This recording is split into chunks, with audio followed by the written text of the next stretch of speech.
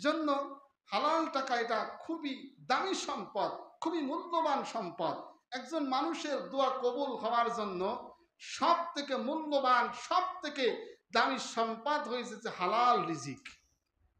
হালাল রিজিক খেয়ে যখন বান্দা দোয়া করবে, আল্লাহ তার কাছে প্রার্থনা করবে, এই হালাল রিজিকের এত শক্তি, এত পাহাড়। আল্লাহ তাআলা বলে তাকওয়া, এই তাকওয়াও এই হালাল রিজিকের ভিতরে পড়ে যায়।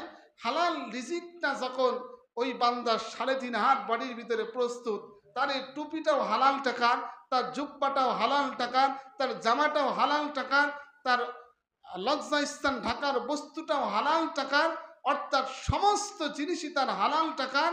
এই হালাল জিনিস নিয়ে, সুন্দর জিনিস নিয়ে, উত্তম জিনিস নিয়ে যখন নামাজ পড়তে আসে, ইবাদত করে, মুনাজাত করে, সাথে সাথেই আসমানের কোনো দরজা আর বন্ধ থাকে না, সমস্ত দরজাগুলো আল্লাহ উন্মুক্ত করে দেয়, খুলে দেয়, সাথে সাথেই বান্দার দোয়াটা মালিকের দরবারে কবুল হয়ে যায়। এজন্য